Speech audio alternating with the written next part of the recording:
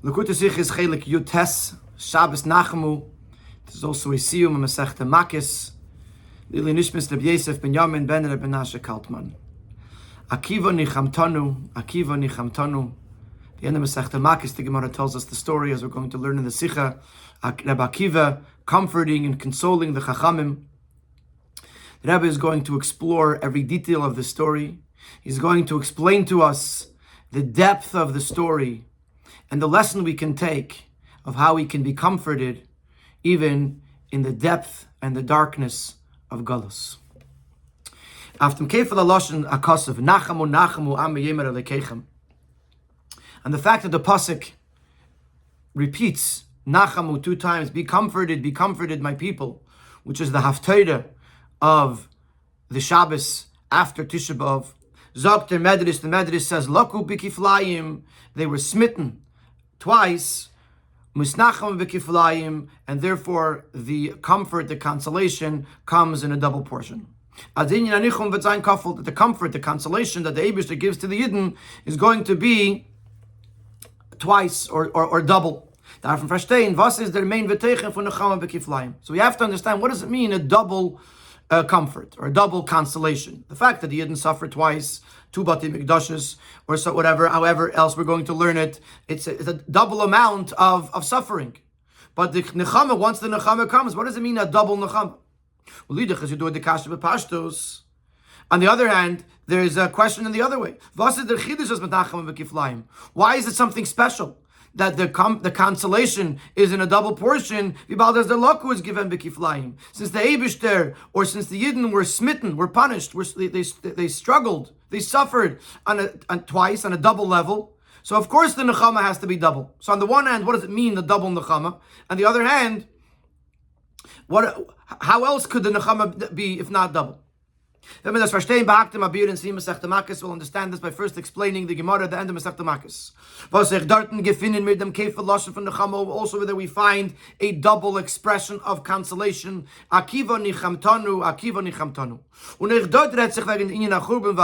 Also there it's talking about the destruction of the Beis Hamikdash and the Galus that ensued, as we will see, the success of Rome and the destruction of the Beis Hamikdash is the nature of those stories. And is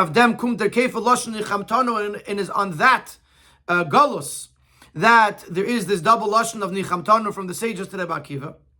So therefore, we're going to learn that story, and by understanding that story, we'll understand the Nachamu Ami as well. And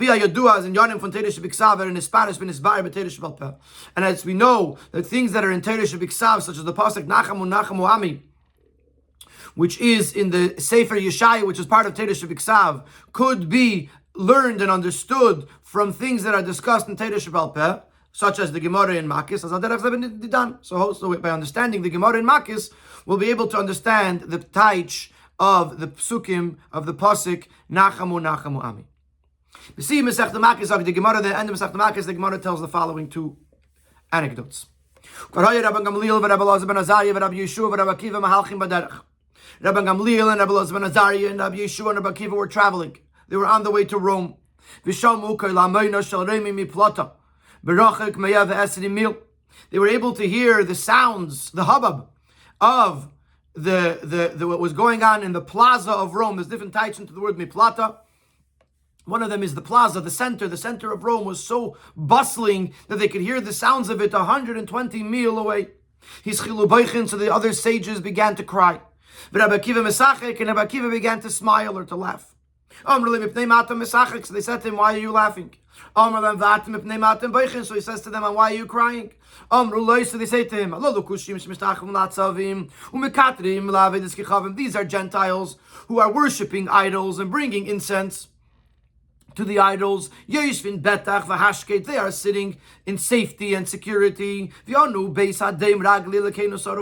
us, our house, the house of Hashem, the house that is the footstool of Hashem, is burned in fire. We shouldn't cry. Amar Lahan, so Rabbi Akiva said to them, this is why I'm laughing. If those who transgress will receive such abundance, such reward, how much more so will those of us who fulfill the will of Hashem receive from Hashem? So Rabbi Akiva sees a positive outcome, a positive future, and therefore he laughs. Shuv pamachas Yerushalayim. Again, as we'll see later, the Rebbe says it must have been at a different time. They're traveling to Yerushalayim. Kivan shegiu la'arabayis ro'shulos yatzim b'izkachei hakadoshim. Kivan shegiu laharatzoifim karu b'gdeim. When they came to Mount Scopus, a place that you could see the Beis Hamikdash, or the place of the Beis Hamikdash from there, they, as the halacha required them to do, they rent their garments. When they came to the Harabayis, to the Temple Mount, they saw a fox running around in the place that originally was the exact spot of the Kodesh HaKadoshim, the Holy of Holies. They began to cry. Rabbi Akiva Mesachik, and Rabbi Akiva was laughing. They said to him, why do you laugh? So he says to them, why are you crying? So they say to him, to Rabbi Akiva, a place on which it says that a zor, a stranger, and this means even a kohen, cannot approach there, otherwise he will die. It means to say it was so holy that no one can go there. Now this is being trampled by foxes. We shouldn't cry. Says Rabbi Akiva, this is why I'm laughing. It says in the pasuk,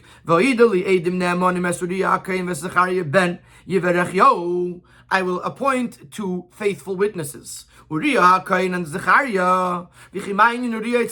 How do they become a group, a unit? Uriah was in the time of the first Beis Hamikdash, and Zechariah was in the time of the second Beis Hamikdash. So what does the Navi mean when he says that he's appointing Eidim, Uriah and Zechariah?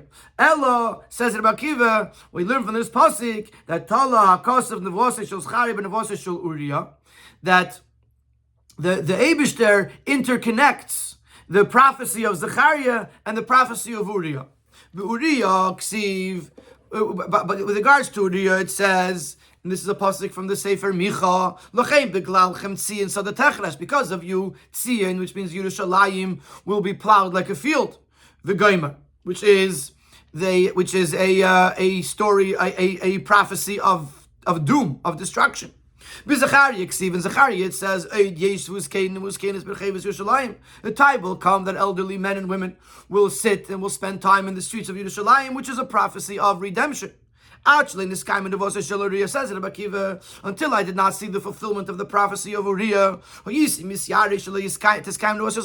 I was afraid that Zechariah's prophecy won't be fulfilled. Now that I see that Uriah's prophecy was fulfilled, Yerushalayim, the Harabayis is looking like a field. Foxes are running around on it.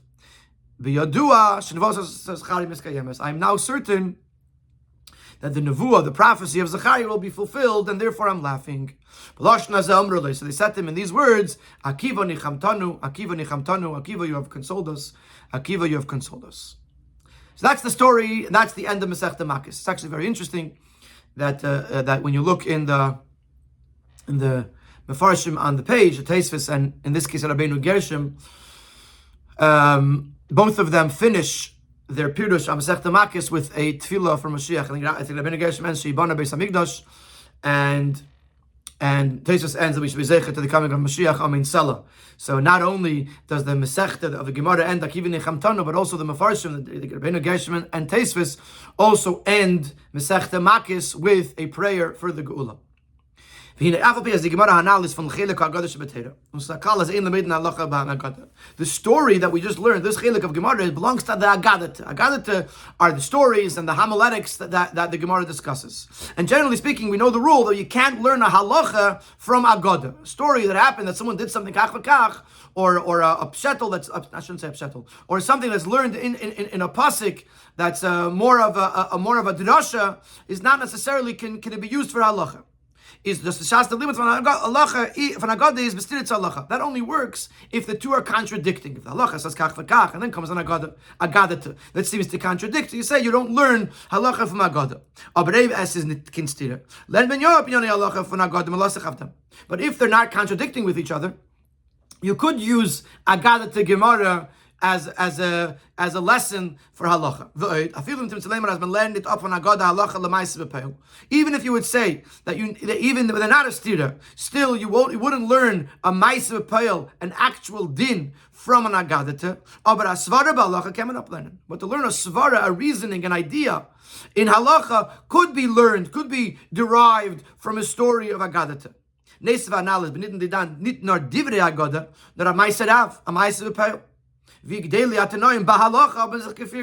Additionally, this story of the Gemara is not just an agadata, which is a drash in a pasuk. It's actually a story during which the greats of amongst the Tanoim, who were halachic authorities, how they conducted themselves. And the Braise lists their names, including the name of Rabbi Akiva, which we learned that everything we paskin like Rabbi Akiva is moving b'pashtus as in dem seine Faran kamasvoris as an negei halacha.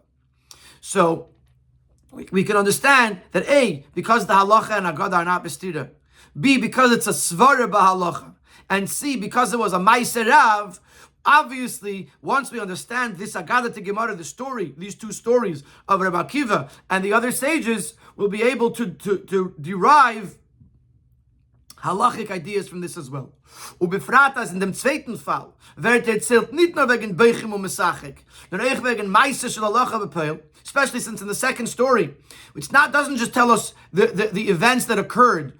They were crying, they were laughing, he was laughing, but rather it tells us also an action, a halachic deed. When they came to Mount Scopus, they actually rent their garments. The din avadachi, which Rabbi Gershom explains, because that was the din to do.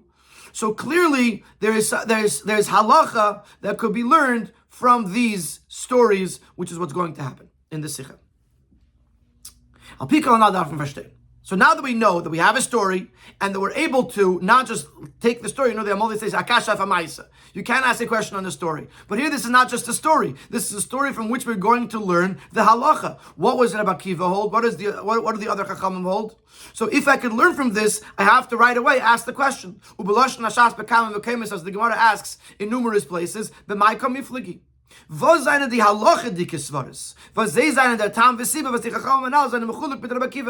what are the halachic reasonings with which Rabbi Akiva and the other Chachamim argue with each other? And on the two extremes, on one extreme, these Chachamim were crying, Rabbi Akiva was laughing.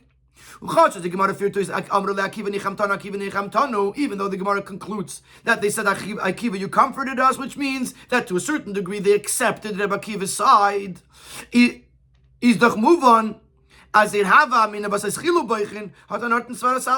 but it doesn't mean that the fact that they originally were crying was wrong.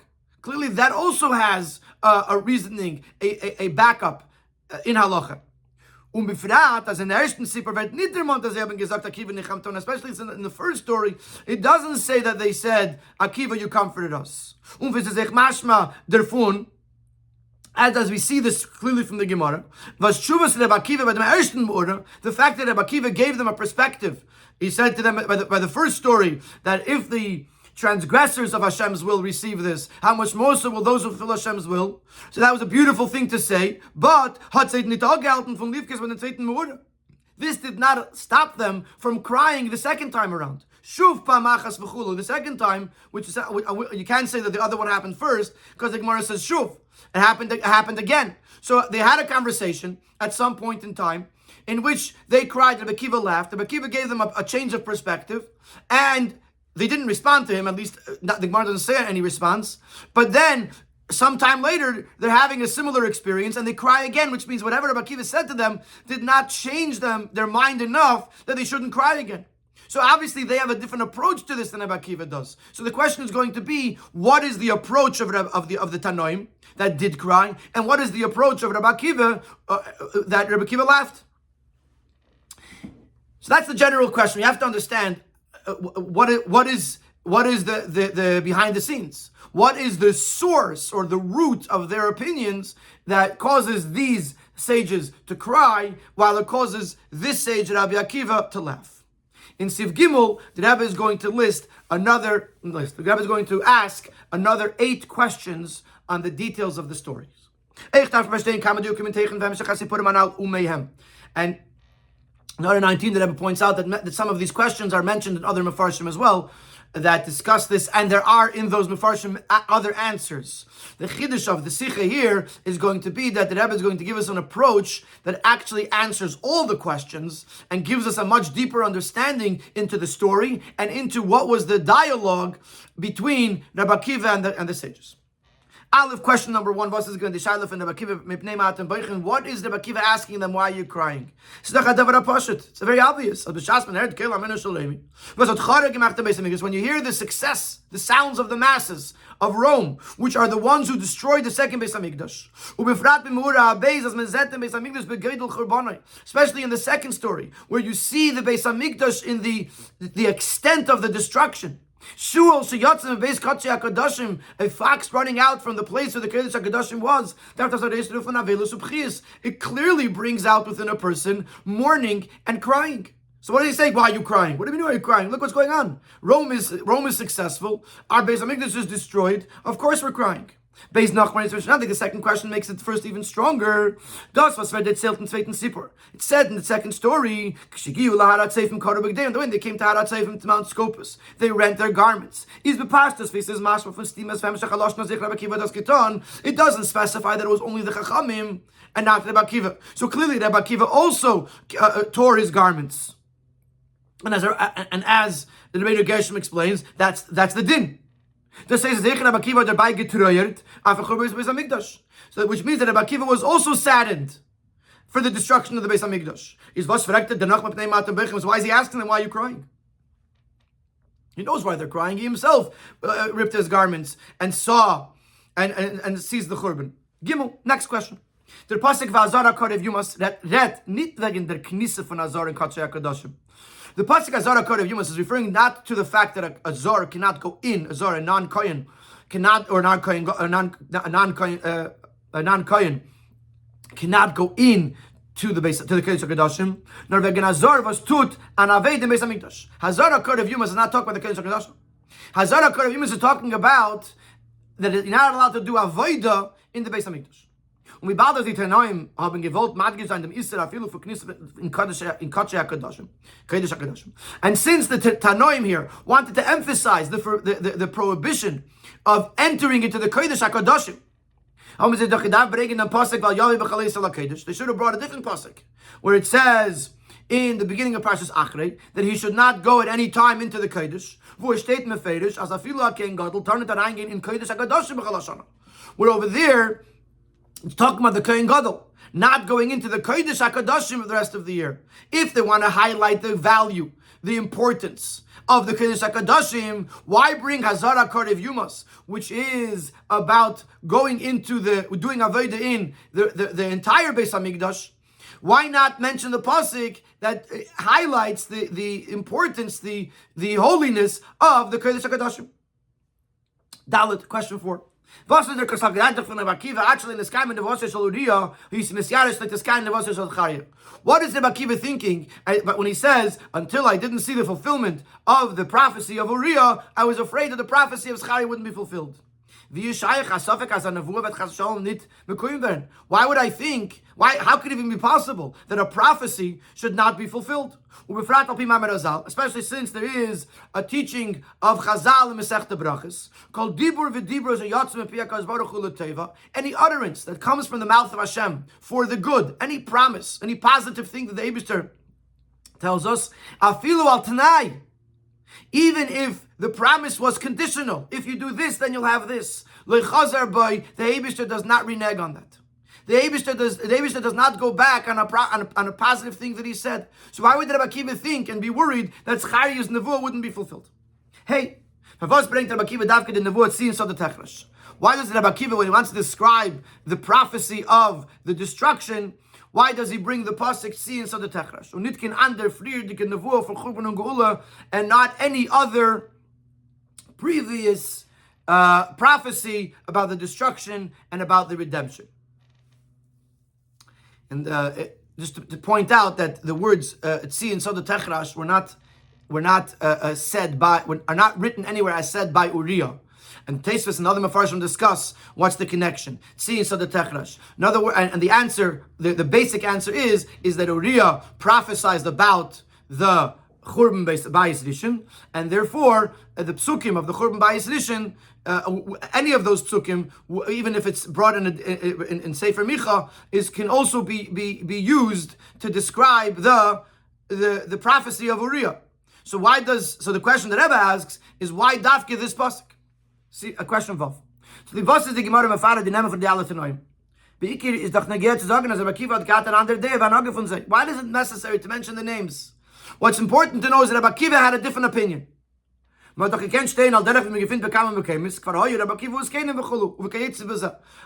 other places we find where a group of Tanoim or Chachamim were going, and one's name is important, it would say Rabbi Akiva Uskeinim, or Rabbi Akiva V'Chaveirov, or Rabbi Akiva V'Talmidov, depending on what the scenario is. But why did it have to mention the other names? Why couldn't it just say Rabbi Akiva Uskeinim? Question Zayin. Parvos haben die Chachamim nor bei dem zweiten Mutter gesagt auf der Tshuva von Akiva Nichamtanu, nicht bei dem ersten. Why do the Chachamim answer Akiva, you have comforted us, only but in the second story and not in the first story? Question Ches. They said to him exactly like this: Akiva, you have comforted us. Akiva, you have comforted us. Was is der Kefil called haloshen? Why is there a double expression here? And the specification that they said so in exactly these words. Der Masha sagt auf dem Kusher Zayin v'Ches. The Masha answers questions 7 and 8. He answers them with each other. They said it twice to refer to the two events. In other words, Akiva Nichamtanu is referring to this event here that's happening by the Harabayis, and the other one that happened earlier on the way to Rome. That's what the Marsha says. But this answer requires more explanation. The two events occurred at different times and at different places. The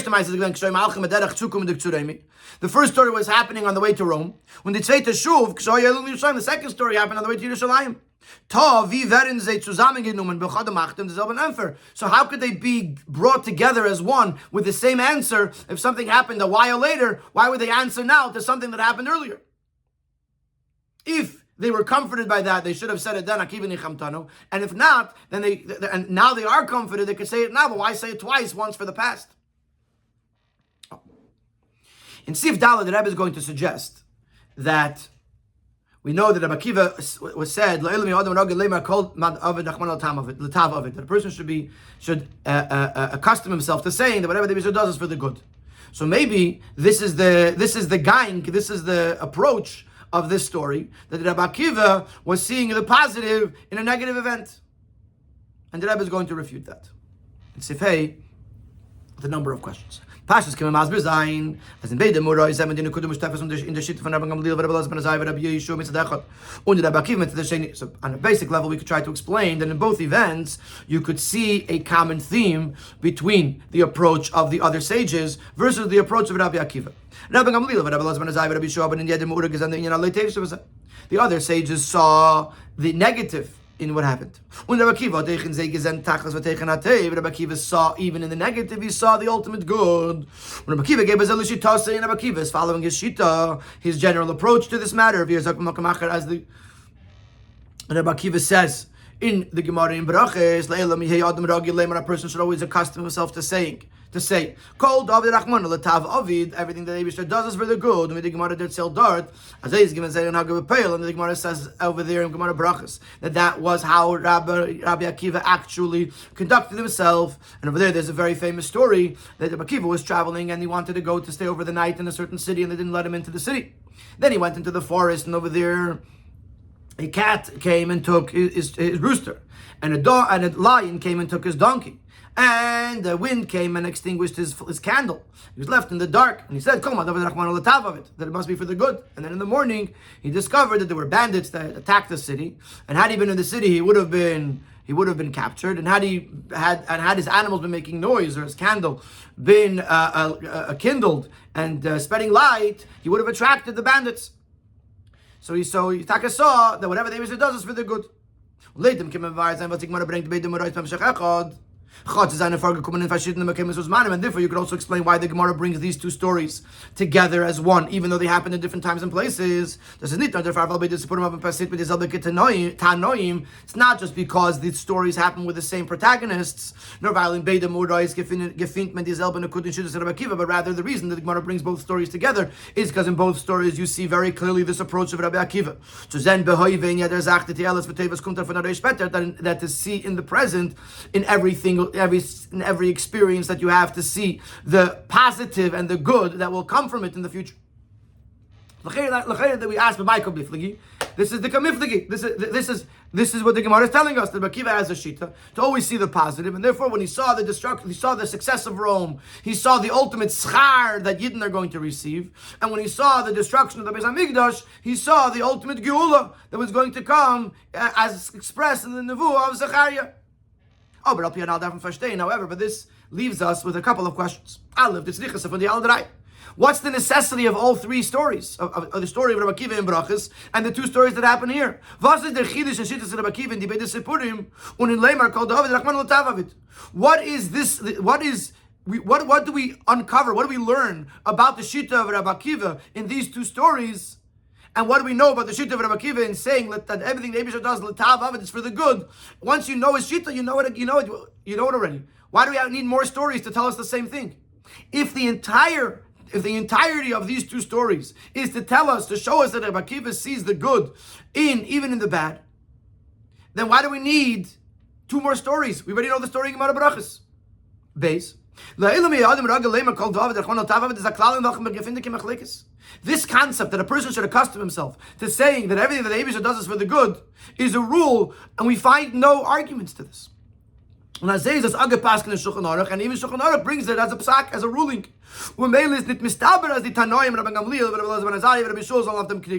So it doesn't really make sense to say that these Tanoim should argue on this. So it could be you see Rabbi Akiva's shita, but why would you think that the Chachamim are arguing with him? As I feel about them zweiten Morde, was eben gesagt, Akiva Nichamtanu, is nicht möglich, als eben Charatikat von der Idee. And not only that, but in the second story where they tell Rabbi Akiva that he comforted them, it doesn't mean they changed their opinion. It means they felt better, they felt comforted. But it doesn't mean that they felt that they shouldn't be crying. It doesn't mean that they felt that they shouldn't have cried. So it still doesn't explain the two opinions. It explains Rabbi Akiva's opinion, but it doesn't explain why the other Tanoim are arguing with him. Gimel, Lefi Anal. If that was the extent of Rabbi Akiva's argument, Rabbi Akiva in seinem Verkehr darf sagen, Rabbi Akiva should have said this. And then if it's necessary, Rabbi Akiva could explain what he's saying. He could explain himself. Because, etc. But to sort of avoid the crux of the issue, seems to imply that isn't the issue here. Otherwise, Rabbi Akiva would have said that. So, we asked B'maiko Miflagim, what's the argument of the Rabbi Akiva and the other sages? Why did Rabbi Akiva ask them why they're crying? Especially since Rabbi Akiva himself rent his garments. Why does the pasuk use? Why does he use the pasuk Azara Kar of Yumas? Why would he think that Zechariah's prophecy wouldn't be fulfilled? Why do we use the pasuk Tzias of the Techrash? Why does the Gemara mention the names of the sages? Why does the Gemara say? Why do they say Akiva Nichamtanu only on the second story? And why does it say Akiva Nichamtanu twice? And if you're going to say to me, to answer the B'maiko Miflagi, that Rabbi Akiva is going l'shitase of Kol Ma'David and Achvana l'Tav Avid, then number one, why do I need more stories to tell me the same thing? Number two, why did the Chachamim argue with him? And number three, why didn't Rabbi Akiva say that? So now we have to understand the story. In Sivav and Zayin and Ches, the Rebbe is going to explain to us the dialogue between Rabbi Akiva and the Chachamim and answer some of the questions along the way. Then we're going to go back to the B'maiko Miflagi. What is the source of their argument? So we'll understand all this by first understanding. Let's understand the Gemara. One of the questions we had is, why does Rabbi Akiva ask them why they're crying? Their time of the Tmiyah from Rabbi Akiva is the reason Rabbi Akiva is surprised at the fact that they're crying is because they only started crying once they heard the sounds of Rome. They knew the base. They knew Rome was a superpower, but once they heard it, they started crying. So obviously, they're crying not because Rome is in power. They knew that before they went. As a matter of fact, the whole reason they were going to Rome was to try to nullify some of the decrees against the Yidden, which implies the power of Rome and the intensity of Galus. So they knew that Rome was in power. But all of a sudden now they start crying. Similarly in the second story, they didn't cry because of the destruction. Especially since we know that for the Churban they ripped their clothes, but they didn't necessarily cry. Only after they saw the shul, the fox, only then did they begin to cry. And that's why Rabbi Akiva asks them, why do you cry? What happened now was to leave them in the modern terminology. What was the trigger? They knew of the success of Rome, and they knew of the Churban Beis Hamikdash. So Rabbi Akiva says to them, what happened now? What triggered you that now you should start crying? So what do they say to Rabbi Akiva? These idol worshippers are sitting safe and secure. And us, the house, our home, of Hashem, is burnt up in fire. Pirushay. The etzem zach was malchus reimi is in a matzav and betach v'hashkeit in gashmis dike veltzach, and the very fact that the Rome is in a state of safety and security in material, worldly matters. That did not matter to them to the point that it should lead them to crying. Adrab, on the contrary, das was malchus reimi is betekif ubetach.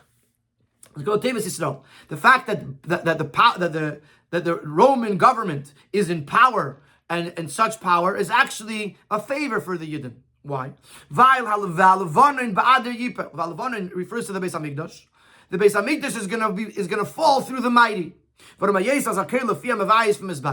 Because when it comes to shame, to embarrassment, it depends on who is the provocateur and who is being provoked. When somebody, at least somebody important, embarrasses somebody, so at least he's getting attention from somebody important. Is the busha feel kleiner than the feel from Levon and Beis Hamikdash davka durch Malchus Adira. So it's less of a shame when they get taken down by a powerful kingdom.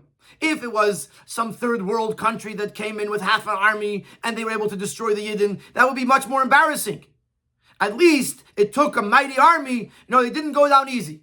They took a mighty army to destroy the Yidden. So the fact that Rome is in power, that doesn't cause them to cry. Was in Zeremfer haben sie nicht angeben und madgisch gewesen als Malchus Remi hat Charo gemacht bei Beis Hamikdash. Und doch ist sie beteke verhaschkeit bevetach verhaschkeit. And this also explains why in their answer, they don't address the fact that the Romans are the ones who destroyed the Beis Hamikdash. They don't say, hey, they destroyed us and they're so successful. They didn't touch upon that. Because the fact that it was Rome that destroyed the Beis Hamikdash, that actually diminishes the feelings of shame for the Churban Beis Hamikdash. So that's not what's bothering them, the fact that Rome had power. In der Zeit was onu beis hadem ragle elekenu sarav ba'esh. The fact that these two things are simultaneous, that the Beis Hamikdash is destroyed, and at the very same time, Rome is in power, that bothers them.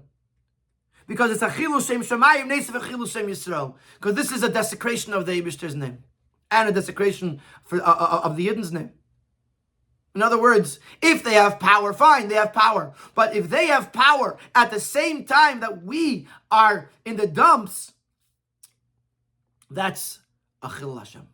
Nochmer, and let's take this a step further. Since the whole reason that Rome was powerful was in order to fulfill the prophecy that Levon and the Beis Hamikdash will fall in the hands of the mighty.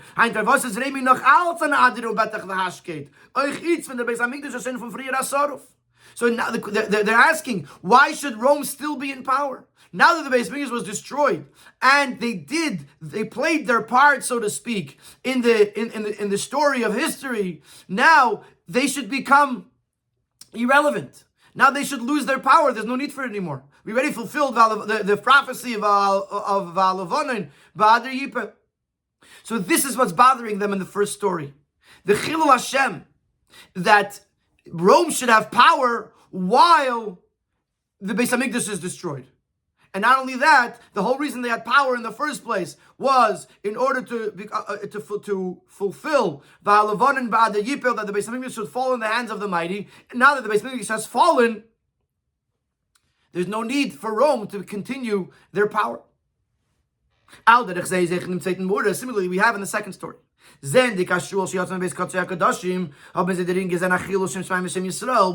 seeing the fox going out of the Beis Kachei Kachim, here they see a deeper and stronger desecration of the name of Hashem and the name of the Yidden. As a mokim shekasel bevazara karev yumas, as kein id tar dart nit afilu den enterin, a place upon which it says that no Yid can even get close to it. Bizafilu akein gadol. The Kachei HaKadoshim von Eden. Tor dart nit arayin, is that even a Kohen Gadol, who is the holiest of all Jews, cannot enter there. He can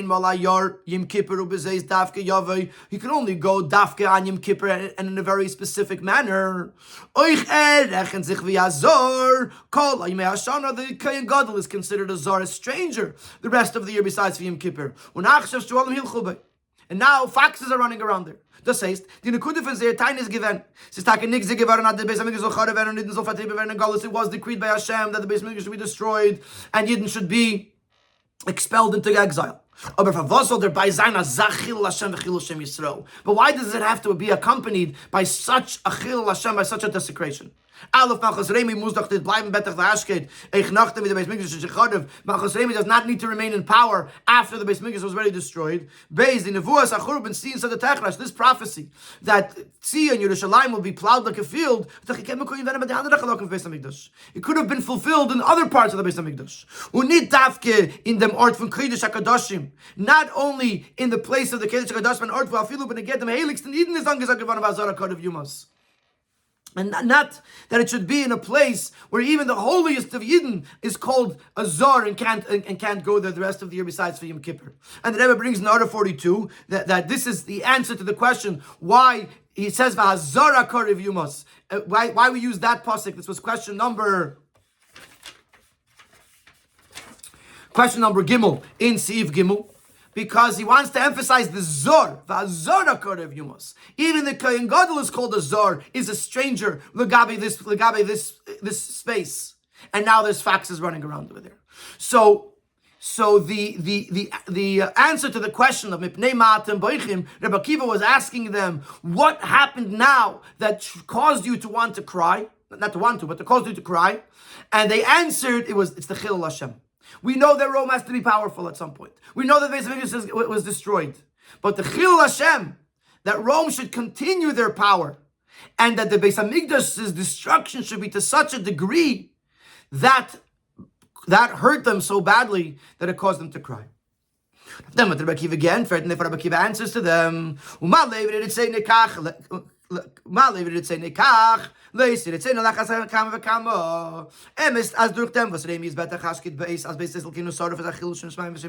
true that the fact that Rome is in power, in such power, at the same time that the Beis Hamikdash is destroyed, this is a desecration of Hashem's name and a desecration of the name of the Yidden. But because of this will cause that the reward and goodness and good that's waiting the Yidden will be in an extra measure. Because if this is what the transgressors receive, how much more so do those who fulfill the Eibishter's will receive? Israel, Rabbi Akiva, even in the success of Rome, and even in the desecration of Hashem's name and the Yidden's name that occurred because of it, Rabbi Akiva saw the good that subsequently is going to come from it. Now, der sehen zweiten Sipper, similarly in the second story. Wie bald as the Nevuah von Churban is mekuyim geworden in der Fulster Mos. Since the Nevuah of the Churban was fulfilled, the prophecy of the Churban of the destruction was fulfilled in the most intense manner, to the point that a fox goes out from the place of the holiest of holies. Is das Gufa Eichaka as the Nevuas Hagiula von Zechariah mit Mekuyim werden bei von Achinaila. So this is a proof that the prophecy of Zechariah will also be in the most intense way. And this answers the question. We asked, did Rabbi Akiva doubt the prophecy, the fulfillment of the prophecy of Zechariah? He says no. He had no doubt that the Nevuah will be fulfilled. Their suffix is given an akiyum. But what he did not know is to what degree will the prophecy be fulfilled. See, will it be in the highest level or not necessarily? We find other promises where the Abishah says something is going to be, but how it happens is dependent on us or dependent on other things. So we don't necessarily know from the promise how it's going to play itself out. Now that Rabbi Akiva sees that the Churban is to the greatest extent, he learns from this that the Geula will be to the greatest extent. Then it brings an example of things that you can't necessarily know how it will play itself out. For example, it says that it'll be plowed like a field. On one level, it could be it'll grow. You'll be able to gather your grain. Or it could be that it'll grow like it says by Yitzchak Avinu, 100 times of what he planted, he got back 100-fold. Or it could be more than that. In the Gemara in Tainus says that in the times of Shimon ben Shetach, the rain came down so much on Wednesday nights and on Friday nights, which are the best times for it to rain, that the chitim, the wheat, it grew to the size of kidneys, which is very, very big for a wheat stalk. Or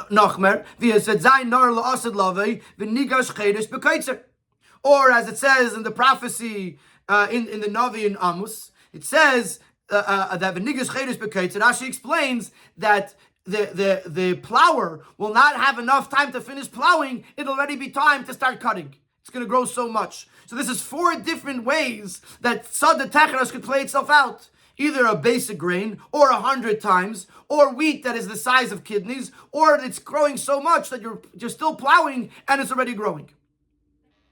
And then, when he saw the fulfillment of the prophecy of destruction by Uriah, he saw that also the redemption, the prophecy of redemption will be fulfilled in the greatest possible way.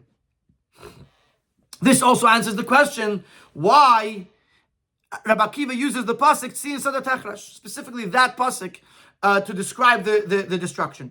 The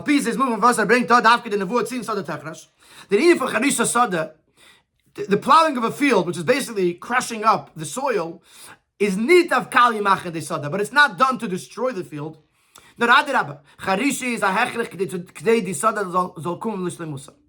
The plowing is a necessity in order for the field to reach its potential. The nashna that it should give its produce.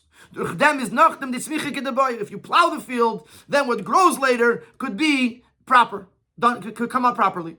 And the more you plow the field, then the planting and the growing is better and better based on how much the field was plowed. The destruction of the Beis Hamikdash is compared to a plowing. And through the plowing, through the destruction, comes the greatness of the growing, the flourishing of the redemption. And therefore, when Rabbi Akiva sees that the destruction, the plowing was done to the nth degree, to the place of the Kedesh HaKadoshim, he says, this proved to him that the Geula, the growing that's going to come after the plowing is going to be on the best possible level. So we've answered some of our questions. We asked, why did he say Mipnei Matem Boichim? And he said, and the answer is because he was looking specifically at why they were crying now and not earlier. Rabbi Akiva ripped his clothes because it was taka a sad thing. The Churban Beis Hamikdash was there, but I still didn't answer the question to him. Why did they start crying when they saw Shul? Why does it mean Vazara Kod of Yumas? Because they're trying to explain the holiness of the Kedesh HaKadoshim, that even a Kohen Gadol is called a Zor. What did Rabbi Akiva mean when he said, I didn't know if Zechariah Hanavi's nevuah would be fulfilled? He meant to say, I didn't know on what level. I didn't know if it'll be in the best possible way or not. And only after I saw the level of destruction do I know what the level of the Geula will be. And why does it bring seen as the Techresh? Because this pasuk emphasizes this Nekuda, that in the plowing is actually the beginning of the redemption. It's the beginning of the process of growing. When he saw the seed and saw the Techresh, he knew that this was a plowing, a destruction that leads to the ultimate growing, to the ultimate Geula. We still have not addressed in the second in the Sif Gimel the names of the Tanoim, why Akiva Nichamtonu was on the second one, and why it says Akiva Nichamtonu twice.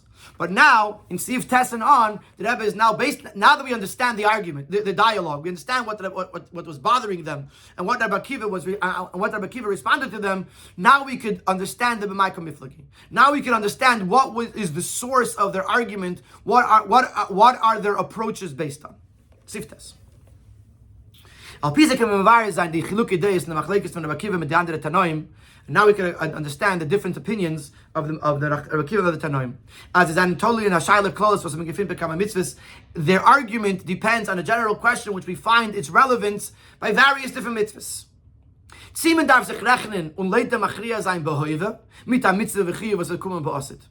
Do you have to look at and sometimes overpower the present over something that's going to become relevant in the future?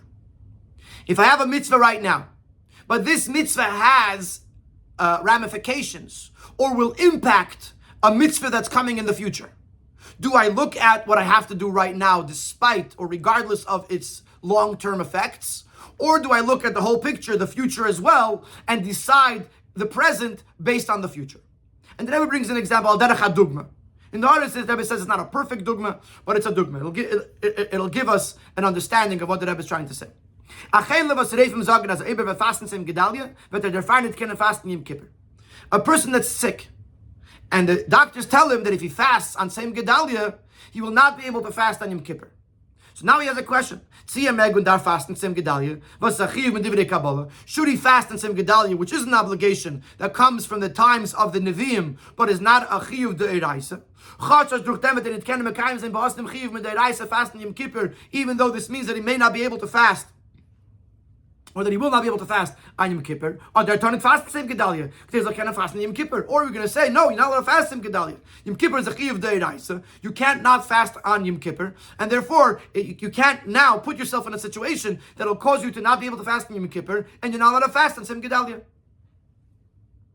So that's the question. Do I look at the present? Right now is Seim Gedalia. Right now I have an obligation to fast, and therefore I'm going to fast now, despite the long-term effects of it. Or do I look at the future and say I can't do something now that will hurt or negatively affect the future? That's the question that's asked in when it comes to various different mitzvahs. In der Pluktis zwischen Rabbi Akiva und the andere Tanoim, and based on this we can understand the argument between Rabbi Akiva and the other Tanoim with regards to the situation that there is currently at that time. There is a chilul shem shamayim going on. The fact that Rome is in power, and the fact that there's a shul in the Beis Hamikdash. This is a chilul shem shamayim and chilul shem Yisrael. But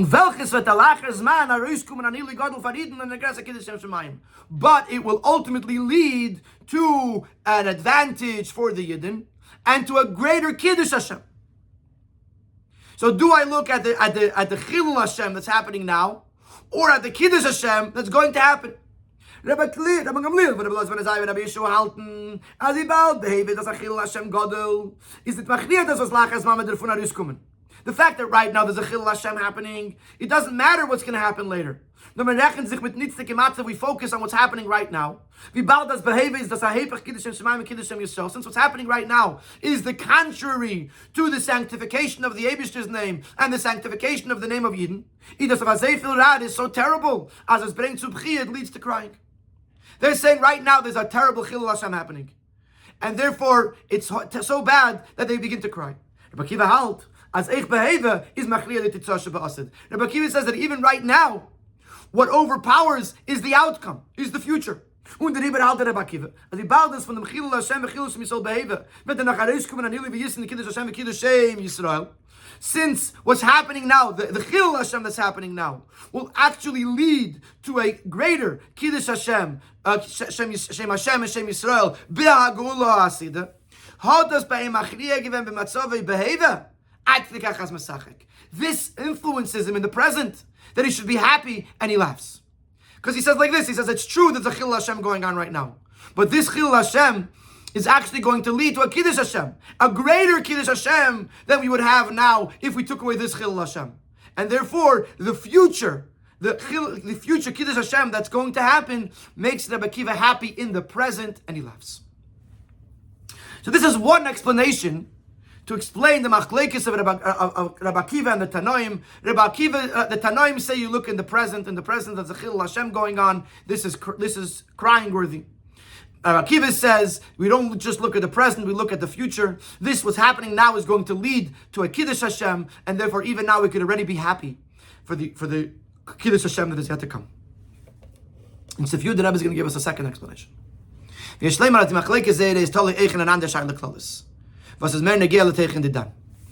machlekes actually is also dependent on another question that is discussed in the Achreinim, and in a way has even more relevance to this situation. Now, in 56, the Rebbe explains that Kiddush Hashem and Chilul Hashem is one thing. It's the same. Kiddush Hashem is the opposite of Chilul Hashem. Chilul Hashem is the opposite of Kiddush Hashem.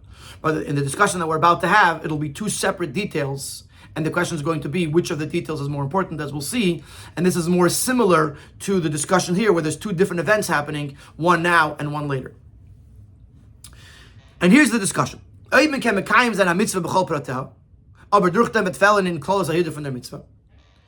should a person focus on doing this mitzvah with all of its components, despite the fact that it won't be done in the most beautiful way?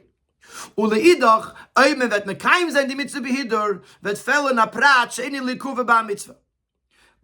if you want to do it in the most beautiful way, there might be missing some components, obviously not components that are absolutely necessary to the mitzvah, but nevertheless they're part of the mitzvah. So something's going to lack.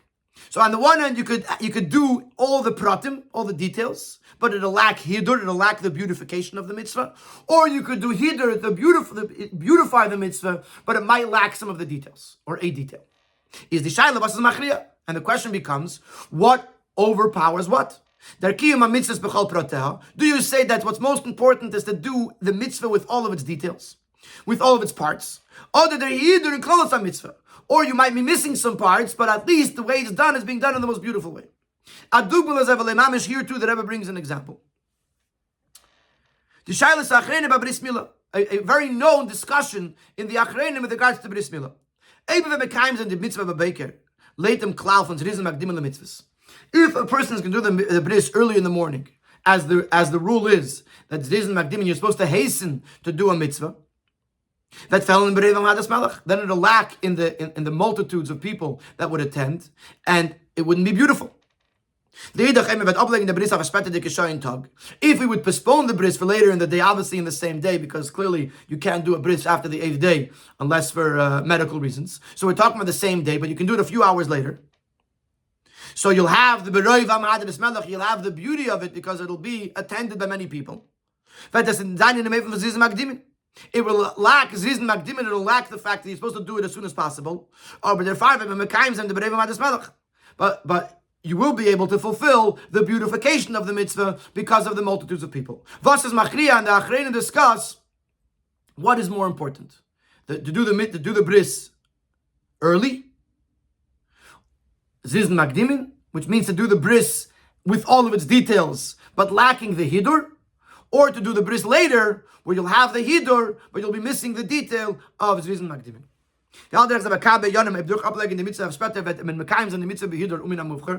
other examples of things that if you postpone a certain mitzvah, it can be done more beautifully and done in a better way. In Order 59, the Rebbe brings the example of Kiddush Levana. You could do it right away on the 7th day of the month, or you could wait till Motzei Shabbos. Well, you'll be dressed in Shabbos clothes. There'll be more people there. It's done more beautifully. Or the same thing is you wake up in the morning of Sukkot, and you could do the mitzvah right away with the daled minim that you have. But if you go to someone else later in the day, you'll have a more beautiful, more mohuderdike set of daled minim, lulav and esek, etc. And maybe you should wait until you have a better one.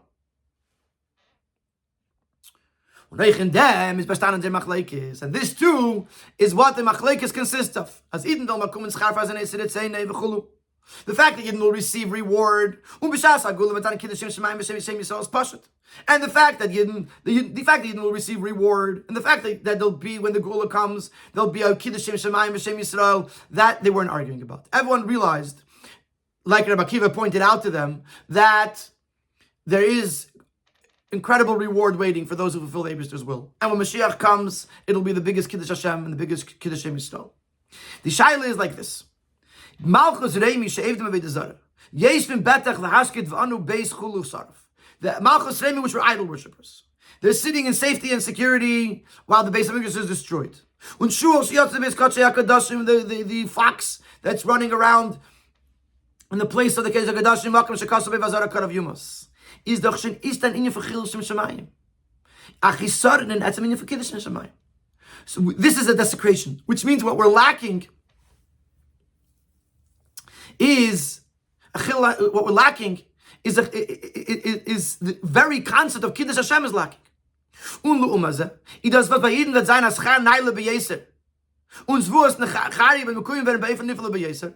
other hand, the fact that the Yidden are going to get a major reward, and the prophecy of Zechariah will be fulfilled in the most incredible possible way, is only something of beautification. It's a bonus. In Eirech Yam, in Brius, V'chulu, they'll live longer, they'll be healthier, B'chalusam, in Kiddushim Shemayim. So these are little things that add into that make the Kiddush Hashem more beautiful. But which is going to come later. So right now, you have the opposite of a Kiddush Hashem. And the bonuses that are coming later doesn't take away the Kiddush, the Chilul Hashem from now. It only makes the ultimate Kiddush Hashem more beautiful. But right now, there's already a Chilul Hashem. Later, Rabbi Yeshua,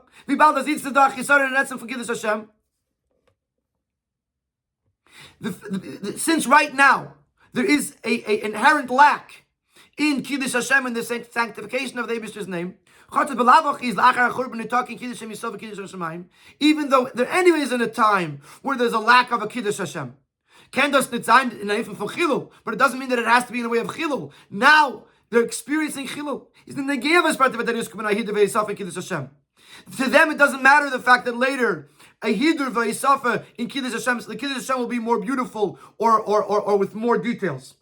So they cry. They say, right now, there's Pashut, the mitzvah is not being done.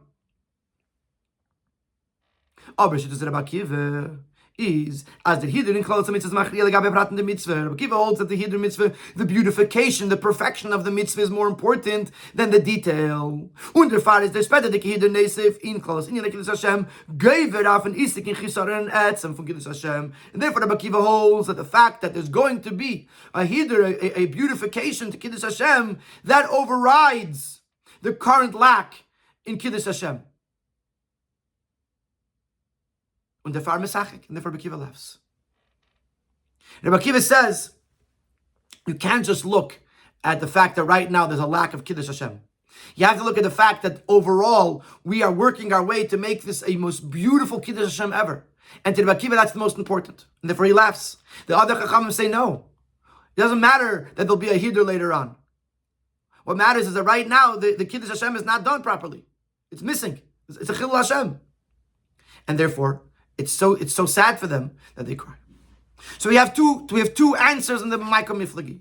One answer is that the argument between them is, do you look at the present or do you look at the future? Rabbi Akiva looks at the future and therefore he laughs. The other sages look at the present and therefore they cry. Or the other answer is that the question is, do you look at the details? Or do you look at the detail of the mitzvah, or do you look at the Hidur mitzvah?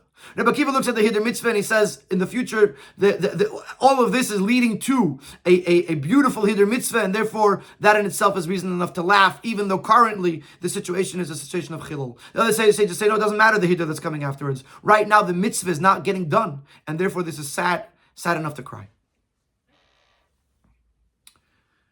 In Sif Yud Aleph, the Rebbe is now going to explain to us what's the advantage, so to speak, of the second story over the first story. So far, we explained both stories side by side. And a person can ask, why do I need two stories? Technically.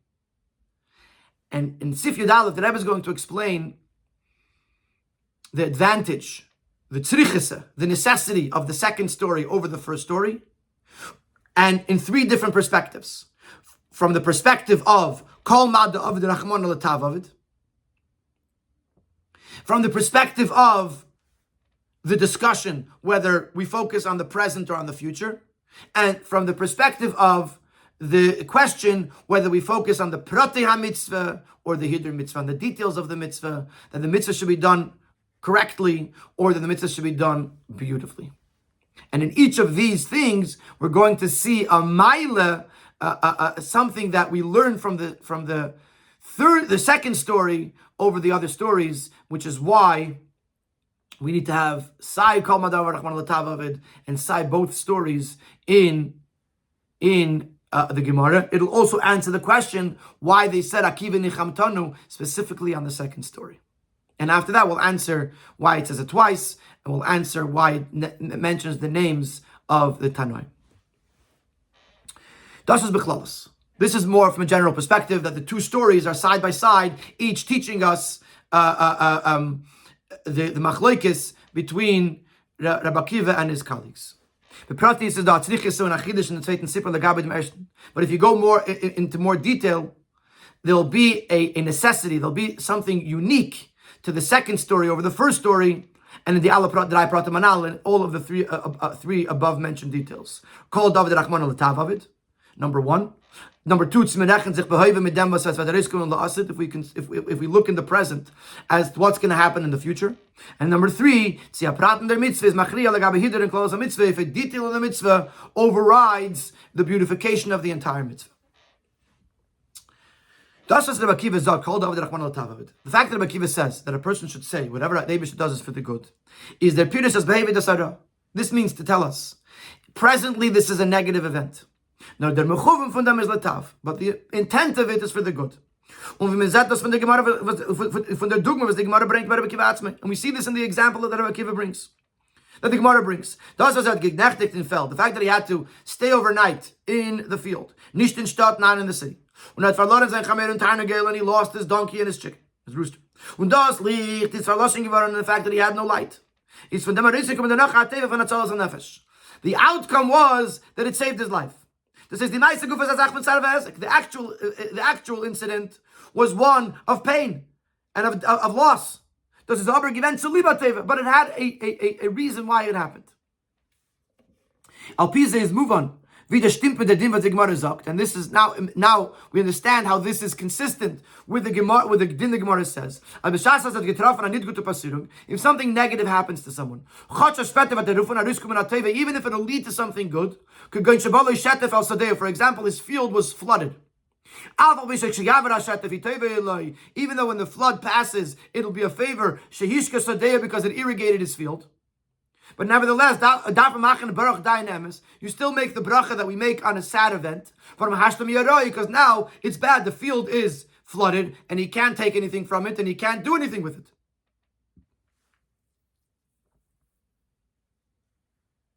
And this is what we're saying, Rabbi Akiva is saying, that now it's a bad thing, which is why I would make Baruch Daina Emes, but I also know that it's for the good. When in them Leimar called David to say that whatever the Eibusher does is for the good, then everyone agrees that when a person sees a negative event, the person should say, not yet to cry or to laugh, but to recognize, to say that this is for the good. Everyone agrees to that.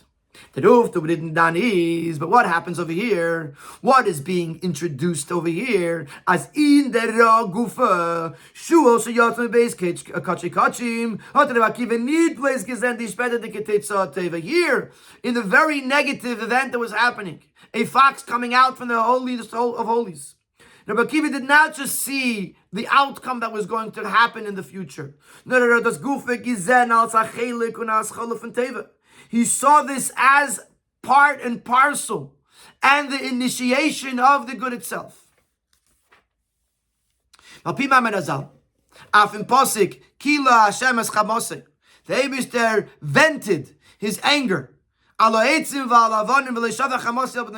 Eibusher destroyed the Beis Hamikdash, he vented and ended, got rid of his anger onto the sticks and stones, and not onto the Yidden.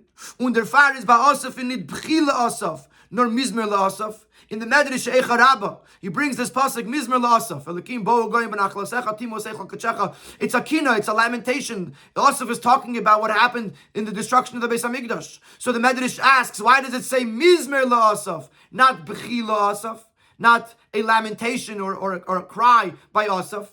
And the Medrash gives a mashal of a king that someone's getting married, and the king built this beautiful chuppah, and he cemented it, and he decorated it, something very, very beautiful. And then the son ran away, so the king destroyed the chuppah, and then he was singing. So they said to him, "Why are you singing? You just had to destroy the chuppah of your son that you built so beautifully. Why are you singing?" And he said, "I'm singing that I destroyed the chuppah and I didn't destroy my son." So the Eibusher destroyed the Beis Hamikdash. The Eibusher was bringing himself to get rid of his anger, so he should not be angry at the Yidden. How did the Eibusher totally get rid of his anger?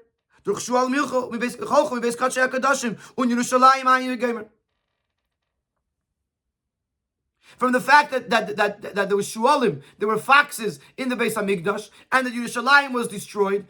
From these things, this actually caused the Eibusher to get rid of his anger and to begin the process of healing. And therefore, Rabbi Akiva says in the story of Kol Ma David Rachman L'Tavavid, what happened was bad. It's just that the outcome was good. Here, what's happening now is good. The Eibusher is destroying the Beis Hamikdash. The Eibusher is destroying his anger, so that way he shouldn't be angry anymore at the Yidden, and so that the Geula could begin now already. Like we'll see, like we saw with Tzion Sada Techrash. The Eibusher is plowing the field so that way the Geula can grow from it. In the Ersten Sipur,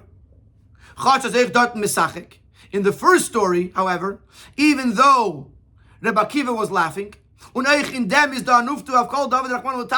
means it was better than Kol David. There was something positive here, more than the positivity of Kol Ma David Rachman L'Tavavid. But I'm skipping the brackets for a moment.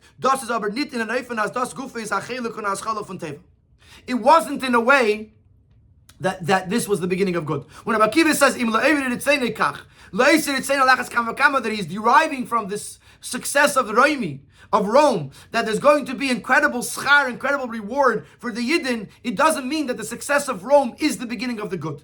So the Maila of the second story over the first story is that in the present, we're already experiencing the good of the future, which we don't see in the first story. Now in the brackets, the Rebbe explains the Maila of the first story over Kol Ma David Rachman L'Tavavid. In other words, there's three things here. There's Kol Ma David Rachman L'Tavavid, then there's the first story in the Gemara, and then the Makis, and then there's the second story. So in the brackets, the Rebbe is going to explain what's the Maila of the first story, if it's not a Chelek of the toiva, then why is it an uftu over kol ma david rachman al-tavavid? So it says like this. In kol ma david rachman al-tavavid, was alef mezaktu meveis nor as das is latav, meveis aber nit, as is nit nikir v'nigla was der tav is. Number one, you know that they'll be good. You know if it's coming from the Eibishter, it has to be good. But what kind of good it'll be, or how good it will be, that you can't know. Beis, es is ara was letav avid. Aber ich, wenn der ganz zer inyen, wollt man chatchil nit gewen, wollt ich gewen tav. It's something negative that happened that leads to good. But had the whole thing that happened in the first place, it would have also been good. Wie doen we bij Rabbi Akiva? Had he not had the flame, the donkey or the rooster, then he wouldn't have needed the destruction. He could have forgotten it at home, or he could have not brought it with him. Then he wouldn't have needed this.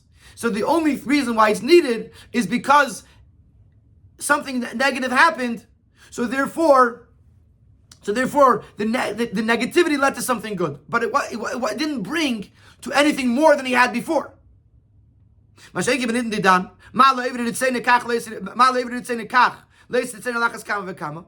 when you look at the first story in comparison to the story of Rabbi Akiva and the donkey and the rooster,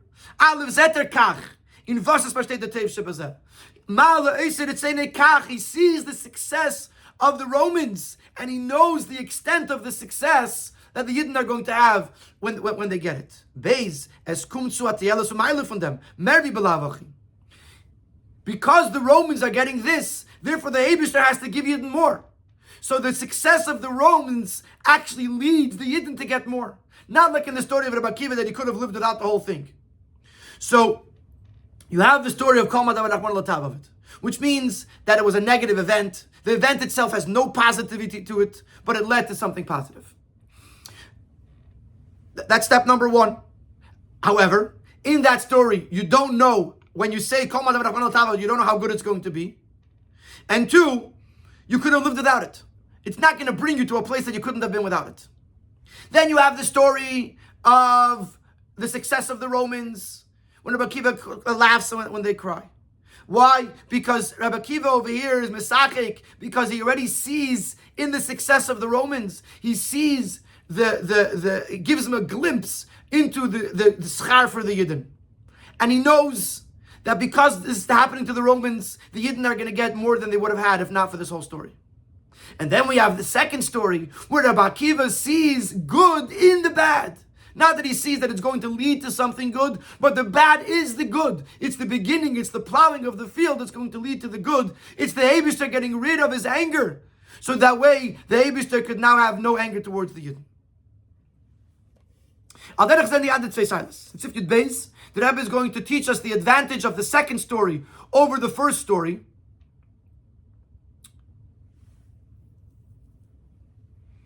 In the perspective of these two discussions that we had previously of the B'maiko Miflagi. Later, as the reasoning that we explained, that according to Rabbi Akiva, the outcome in the future overrides how to do the mitzvah now. Similarly, according to the reasoning, that to make the mitzvah more beautiful overrides the details of the mitzvah itself. Is doch der Tam dabei bechlau, weil das ist machria und goiver. So what's happening is that one thing has to override the other thing. Das heißt, in der polische behavior, und legabe der Pratche bei mitzvah, das Tag Chisaron. Currently there's a lack. The mitzvah is not being done perfectly. Like we said before, there's a chilul Hashem. Nor die Meile sheba'asid, und der Hidur bechlau, is goiver und machria dem Chisaron. But the advantage of the future, or the hidur, the beautification of the mitzvah, overrides the lack. That's how it is in the first story. The Romans are successful and it's painful. But Rabbi Akiva chooses to say that I know that the schar that's coming is the schar that's coming and the hidur that's coming is greater. But if you look at it from the perspective of the second story, it's not just that one is overriding the other, but in their pu'ula shebehaviva v'chulu is that they're nor the maila shebe'asid.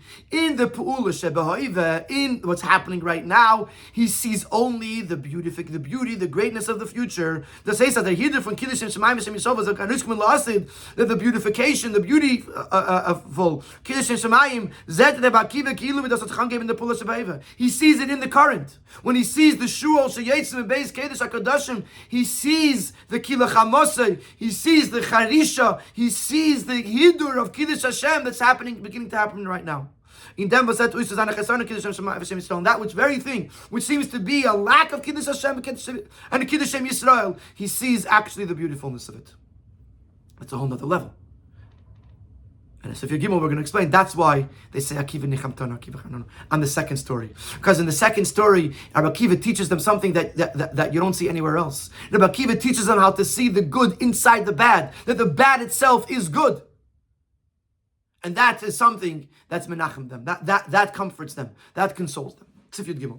Und das ist der Tam, was der Afkin, der zweite Meister, haben sie gesagt, Akiva Nichamtanu, nicht in der Rechter. Der Chiddush and Pirush HaInyan, was Shuol Sheyotzim and Beis Kodesh HaKadoshim, das Rabbi Akiva, das Shar Tanoim, was es Chilu Heim Bechen is in zwei Sachen. Lezu Afsu. The Chiddush, in the second story over the first story, is on a double level. L'daitom haben sie in dem Gesehen an Inyan von Hepech HaTev, was is Meir L'Bchia. Number one, the other Tanoim saw a negative event, which was worthy of crying. Das Rabbi Akiva is as nicht nur darf man gucken auf dem Inyan Tev, Kiddush and Shemayim Hashem Yisrael b'tachas hashleimus. Was wird davon herauskommen? Rabbi Akiva says, not only should we look at the Kiddush Hashem that's going to come from this, nor noch mehr, as the Ilui v'teyeles ba'geula is nit v'yazach was wird der Greich durch hat zweite nit gute Sach. This advantage of the Geula is not something that's going to be reached through experiencing something else that's negative. Nor does es ein Inyan sehen so the Techrash. It's the one and the same. Der Churban Gufa hat die Meile von Chrisas Asada. The destruction has the advantage of the plowing of a field, which leads to the growing and the planting and the growing. So that's why they say Akiva Nichamtanu on the second story, because here they're seeing, not only are they seeing that the negative thing will lead to something positive, or that the Hidur mitzvah is machriya, the fact that the mitzvah is not being done right, that they see the toiv in the negative. And that is Akiva Nichamtanu. Und das ist the Nechama Kfula. And that's why it says Akiva Nichamtanu twice. Aleph, the Maila, the Hidur Shebasid. The fact that he was teaching them, the fact that there is a Hidur, that the future is bringing something beautiful and great. Beis, that Ilui und Nechama is da in der Pu'ula Shebehaviva, that the greatness and the consolation is starting now. In what we're seeing right now is already part of the future and the beauty. And if you're going to ask, 1 second, this is pushing it. To say that the negative and the positive is the same thing, that in the negative there's a positive, it's very hard. So the Rebbe says, and the Rechach of them is, ben Yevarechya Chulu. And the proof is in this pasuk that the Eibishter appoints Uriah and Zechariah as Edom. The pasuk allein sagt that das eine Kitzeh besondere Sache. And the pasuk is telling us that it's not two separate things. That does an ein suk megeder edus. It becomes one thing, just like the idea of testimony. Al pi shnei edom vert ein mitzias de edus. You have two witnesses, and it becomes one testimony. Nevuos shel Zechariah and nevuos Uriah and ein edus. The two witnesses become one testimony. So Uriah is talking about the Churban, and Zechariah is talking about the Geula. It becomes one thing. And therefore says Rabbi Akiva, look, the Eibusha calls them Edom, witnesses. If they're witnesses, it means that what they're bringing to the table is one idea. This one's talking negative, this one's talking positive. It's really one intertwined thing. Mashayki by the Mershon Sipur. Wo Rabbi Akiva Mesachek Slibin Tab Alev Litzene Kachles Litzene Alachas Kama V'Kama. He does not listen to Rabbi Akiva. In the first story, they weren't convinced. Rabbi Akiva said, yes, let's look at the future. But they were not convinced. Wir fragen in dem darf man ableiten und senden die Meile und Teufel von einer Sache. Especially since over here, you have to see the advantage of one thing from the negative of something else. Und auf dem hat diese Reihe nicht gebracht. Und he didn't bring a Reihe vom Pasuk, wie in zweiten Zippur. Von welchem wir soll wissen, wie wir koschen, wenn wir gehen zum ersten Zippur. He didn't bring any proof. One thing that we could learn from one story to the other story. So that's why they don't say Akiva Nichamtanu in the first story. Because they weren't convinced. It's very interesting because the two concepts of Hoiva versus Asid and the prat of the mitzvah, Behoiva versus the Hidush of a mitzvah are very intertwined here. Like the Rebbe uses them as two different explanations for the machlekes between Rabbi Akiva and his Chaverim and the Tanoim. But then he uses it also in the Maila of the first story over the second story. So you have to in each way that you use it, you have to spell it out in the way that'll support this point. In other words, when you're talking about the Maila, the Rabbi Akiva versus the Chachamim, then Rabbi Akiva holds Hidur Mitzvah, and Rabbi Akiva holds Asid, and they hold Hoiva and Kima Mitzvah with all the Pratim. But then when you're comparing the first story to the second story, then the Chachamim are convinced of Rabbi Akiva's opinion. So they also see the Maila in the Asid and the Maila of Hidur. And in the first story, they don't see that. They only focus on the Hoiva, and therefore they don't say Akiva Nichamtanu. Yudalet.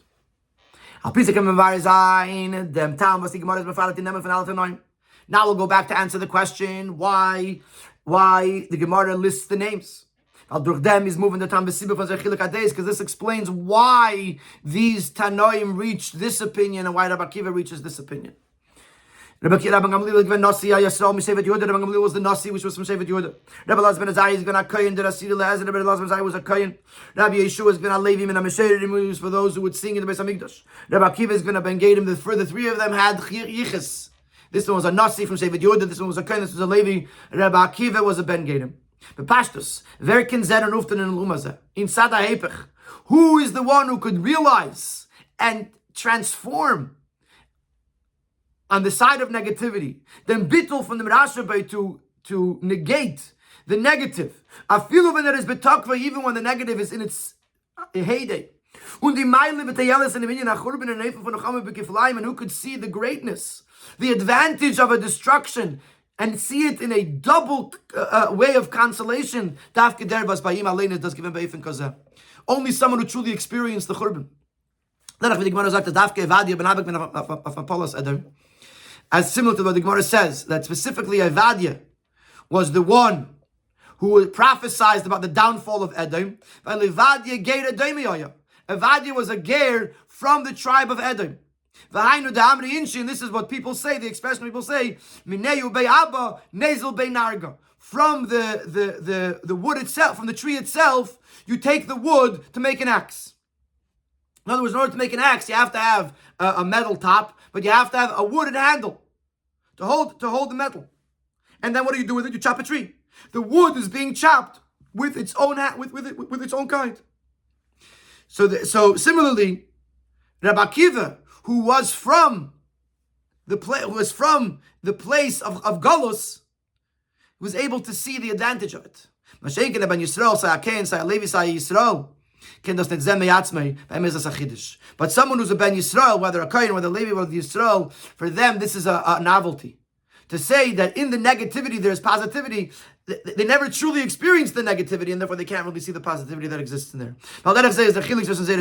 Similarly, this isn't how they looked at it in the stories. Similarly, when you talk about the halacha that we said, either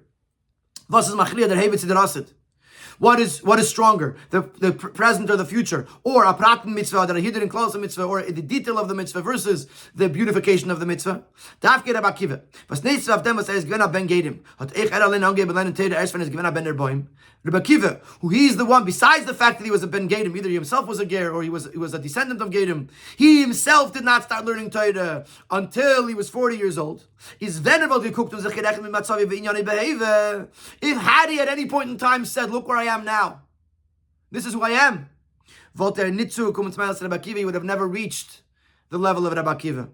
Dafke der Farbe hat gesendet is so Meile was es genau rauskommen und das ist bei ihm rausgekommen, but also because Rabbi Akiva was the one who looked at the future, what could come from this and what did come from this, und hat es gesehen klaro bevados, and so with clarity and with certainty, wie der Zen von Avanim Shachaku Mayim, like when he saw how the stone was being indented by the water. This is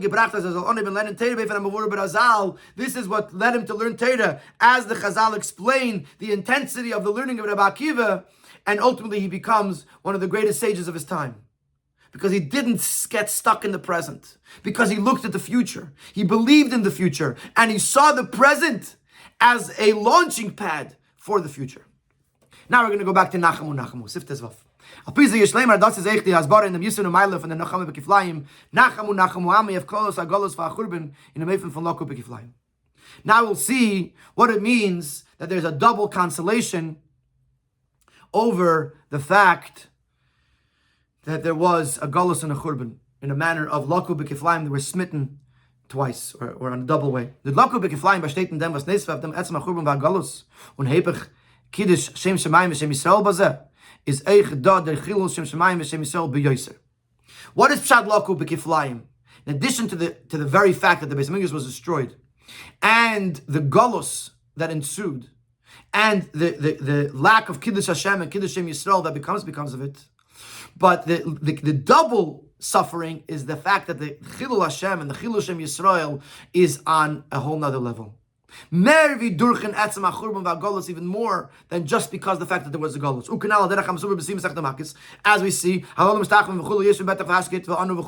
fact that the Rome is so successful and our base is destroyed. We look at the Golus, it's not just the fact that we went to Golus. We see the success of the nations around us, and we see the level of destruction of the Beis Hamikdash, and it's a double Chilul Hashem. And parallel to that is, or commensurate to that, is the Nechama B'Kiflayim, the double consolation. In addition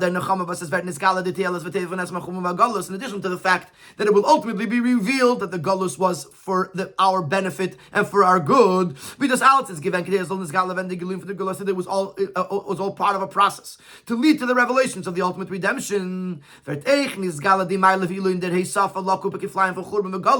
also becomes revealed the extra Galus, the extra destruction. And that extra itself is a double consolation.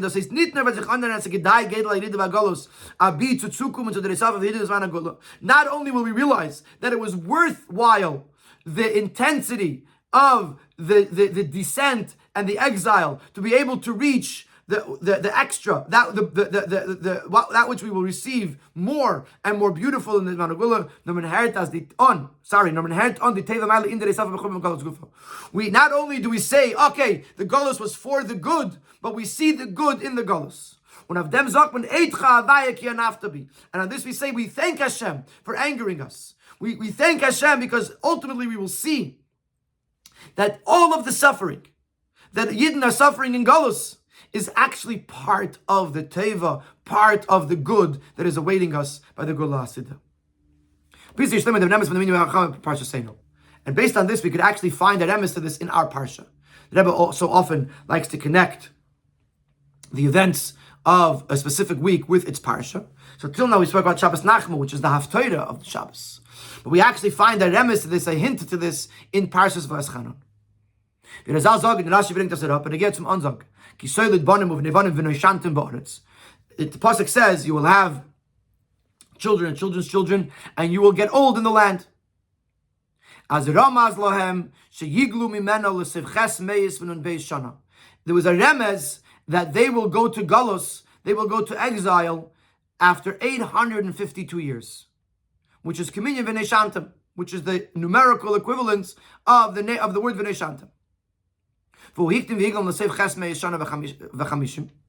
And in the end, he didn't wait 852 years, he only waited 850 years. He took them to Galus two years earlier. So that the pasuk should not have to continue and fulfill the end of the pasuk that you will be destroyed. And this is what it says in the pasuk, that the Eibishter did a kindness to us, a righteousness for us, that he brought the Galus 2 years earlier. Not only do you see that Galus has an advantage, he will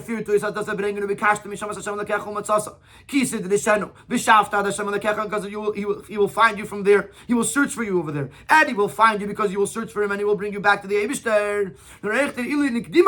Even the fact that Galus started 2 years early, as the that actually causes to negate the destruction that was meant to come afterwards. So we see in the negativity, we see the positivity.